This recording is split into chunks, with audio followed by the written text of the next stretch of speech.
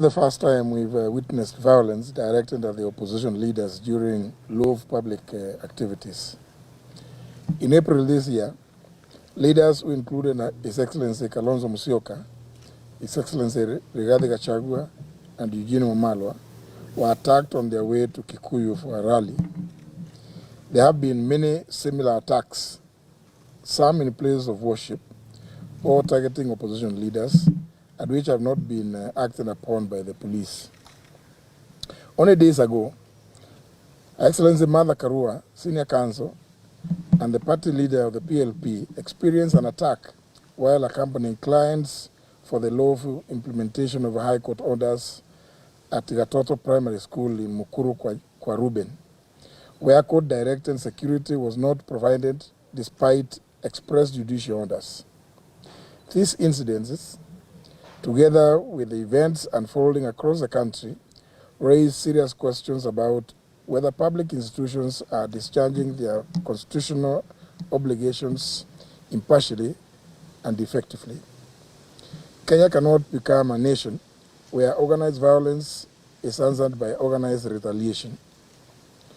While every citizen has a right to personal safety, we must resist any temptation to normalize mob justice or politically motivated reprisals. Once violence becomes an accepted instrument of political competition, no community, no political party, and no citizen will remain safe. History teaches us that political violence rarely harms politicians most. It destroys the livelihoods of ordinary Kenyans or citizens. It is traders whose businesses are looted, border riders whose motorcycles are burnt, families who lose loved ones, and young people who are recruited into criminality, while those who incite them retreat to safety. The buck stops with William Ruto and his regime. He is the chief executive of the government and bears the greatest responsibility. He sought to respect, uphold, and defend the Constitution. It is therefore his duty to ensure that the security apparatus of the country are functional and up to their duty of maintaining law and order. The National Police Service is constitutionally mandated to protect Kenyans without fear, favor, or political considerations. Law enforcement agents must act impartially to prevent violence whenever it occurs, investigate every criminal act, and ensure that all perpetrators, sponsors, and organizers are held accountable through due process. This is unlikely to happen where public officials engage in partisan political posturing and campaigns. Unfortunately, the CS for Internal Security, Juan Kipchumba Murkomen, and his PS Raymond Omolo are playing partisan politics which distorts the role of security agencies. We are aware of the mobilization of police from all corners of the Republic to go to Ol-Kalou. We urge police deployed to Ol-Kalou to perform their duties impartially and to reject any unlawful orders to violate the law and play partisan roles. The IEBC, police deployed to man elections, are deemed to be electoral officials and are under your direct command, and you must issue any lawful orders, and any partisan engagement by police will be attributed to you if not acted upon. I yield to my brother, SKM. How far have you gone? Up to violence? Yeah. Equally, political leaders across the divide must exercise restraint in both word and deed. Leadership demands responsibility, especially during moments of heightened political tension. We must reject language that fuels division and instead reaffirm our shared commitment to peaceful democratic competition. Kenya demonstrated constitutional maturity in 2022 through a peaceful transfer of presidential power.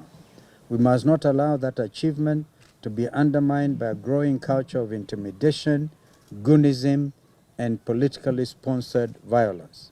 I want to add state-sponsored political violence. We therefore call upon the government to reassure, I think we are being very polite here, to reassure all Kenyans that every lawful political gathering will receive equal protection under the law. Public confidence in the impartiality of state institutions is indispensable to democratic stability. Finally, we appeal directly to our fellow citizens, wazalendo wenzetu.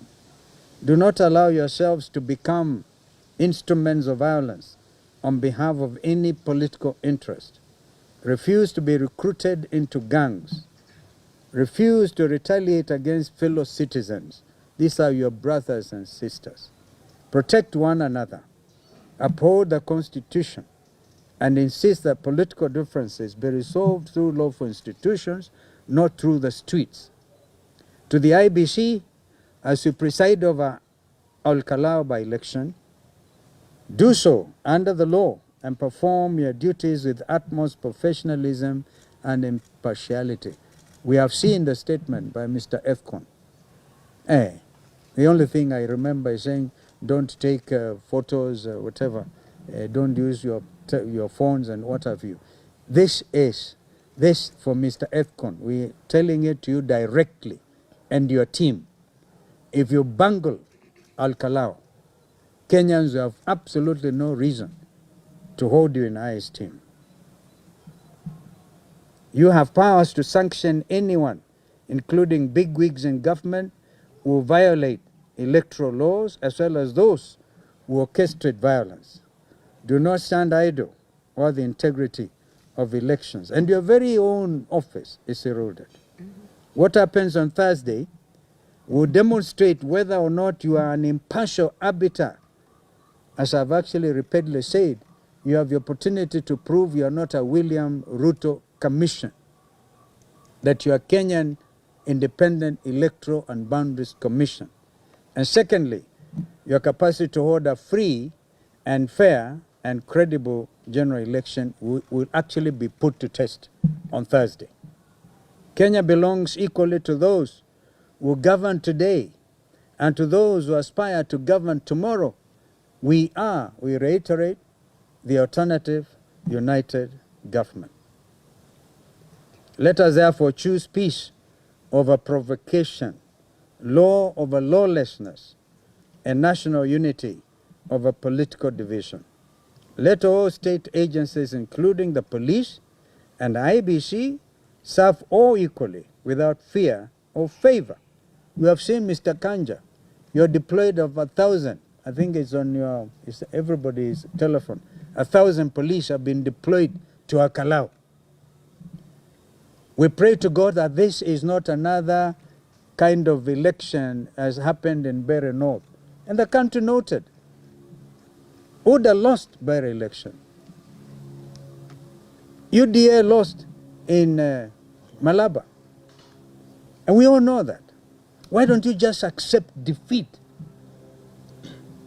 We know that a minister, a cabinet minister, took over a polling station. And Kenyan has to scamper for peace, run for their dear lives from a minister. Or all these state officers, we should not engage in politics. And you know it. You know it is in the Constitution. And you are out there. You are distributing relief food, you are giving mattresses. Yeah, blatant abuse of office and the electoral code of conduct.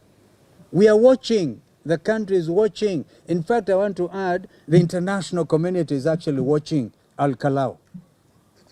All of us are watching. Election comes and goes, but Kenya must remain.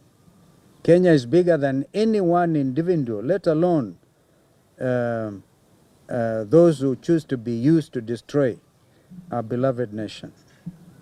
I want to add, Mr. Ruto, accept defeat. It is decent to do so. My sister, mother, and our late brother, who has gone to rest, accepted the verdict of the Supreme Court of Kenya. Even when we did. Even when we didn't believe it was hot air. We took it. We were called hot air staffers. We took it. Mr. Ruto must prepare to lose this election. We're even aware of your cooking attempts to through Infotrak to try and divide the opposition. We are aware. Gunism has no place in Kenya now or ever or forever. Kenya will not become another Haiti. We know you send our boys there, maybe to learn, to benchmark, and we're beginning to see evidence of Haiti type of gangsterism in our country every day. We will not accept it. Our answer to violence must never be more violence. Our answer must be justice, constitutionalism, and the rule of law. This is our statement. If anybody has any question. Question. My name is Ndubi Moturi for Daily Nation. We have seen a report today by the Kofi Annan Foundation saying that there's a high likelihood, around 84% of violence in the 2027 upcoming election. What could be your reaction to this? Our reaction is serious concern. Kofi Annan Foundation is one of the reputable international organizations, named, of course, after, was started by our late brother, the late Kofi Annan, United Nations General Secretary. Yes, and this has gone, by the way, to all the investment community. Anybody who wants to put their money in Kenya stands guided by that kind of research, Moturi, that you're referring to. 84% of likelihood of violence next year is terrible news for this country's economy. And leave alone the economy, Kenyan livelihoods. So we must all act together. And this is the moment. Another question? Your mother. Let me say something on that. There's something we can do as Kenyans. We can reject violence as a means.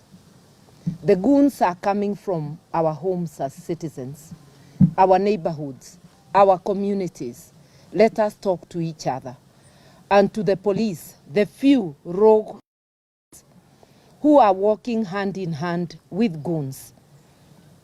Remember, you destroy Kenya, you too will not have a home. We can live without being leaders or be somewhere in jail. Egypt was a police state. Tahrir Square still happened. China, Tiananmen Square happened, and you know China. Hitler disturbed the entire world, allied forces together. He still fell. It is not a question of if you will leave power, those who are in power today. It's a question of when.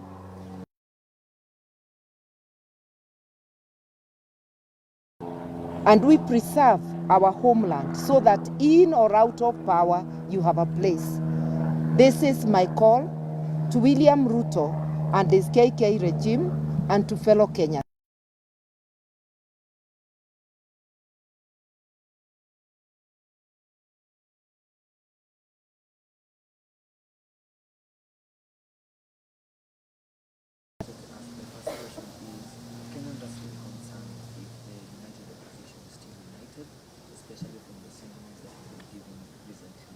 JB Moturi endorsed you. We had you also saying that you can be willing to endorse others. So the first question is United Opposition still intact. The second question is about your relationship as United Opposition with Linda Mwananchi. We saw a little bit of division in Plateau Kalau, where part of the members were advising the Linda Mwananchi government for around 20. I think I can quickly answer that, and maybe my friends may have better answers. You know, when you're building coalitions, it's always never a walk in the park. But what I know is all of us as leaders in the United Alternative Government are committed to ensuring that William Ruto is actually one term. I think I've seen Senator Sifuna lay claim to that as well. A lot of people are laying claim to the fact these guys have to do one term. So there's nothing, we are engaging each other on a daily basis, right? I can, for example, tell you yesterday I had lunch here with Fred Matiang'i. Actually, that's how we agreed we'll have this press conference here today, and he would obviously be here, and he's instead gone to I think, Thika. We're in touch. Chief Justice Maraga was always actually with us drafting some of these statements, and Mother was the chief editor, if I can politely say so. Right? So we are one. We are we all are different personalities. We're different people, but the commonality is evident in the belief that this country deserves better leadership, and that is what is a void right now. So we will continue to talk, to agree. We're talking as Azimio la Umoja One Kenya. Mother was reminding me when we last came here, we were Oka with her, with Kanu and others. So we continue this engagement. We are part and parcel of each other, and I don't hear any differences that are insurmountable. Thank you. I think that's sufficiently answered. Any other question? No. I don't have to say anything beyond that. In fact, I was going to add something for your the thing that's crossed down there. That we have seen invitation cards circulating. Where William Ruto has purportedly invited 20,000 residents of Okalau. He does not refer to them as voters, although the residents of Okalau are the ones who are going to vote, to State House tomorrow for dinner. They can stay overnight. I just want to call on the chairman, Edung Ethekon, to tell him this is the highest level of bribery, treating citizens who the next day will be voting. It's an election offense. It's an election offense. This William Ruto must be reminded, and we've said it in the statement, what you saw at Kasarani, that you will uphold, protect, and defend the Constitution, among other things, is to defend it against crimes, heinous crimes like bribery, bribing citizens. So, Edung Ethekon and your team camp at the State House gate, because a crime will be committed there tomorrow evening. You don't have to go and tell people, as he has been saying, that you must come and bring complaints. No. You direct the police that here. That's what they do. We have information a crime is about to be committed. Go tell Inspector General Kanja to go and camp. And indeed, he has a team of commissioners who deal with the code of conduct enforcement. Go and camp at the various gates at State House tomorrow, because a crime is about to be committed. And the criminal number one is none other than William Ruto. Just to emphasize to William Ruto, some of these things that he's doing are being documented by many of us. And as my sister Mother said, power is transient. It's just a matter of time. You will be in Sugoi, and others will be in State House. Thank you. Kubali tuishie hapo. Yeah, because less is more. Thank you. Thank you. Very good day. So that they don't deliver.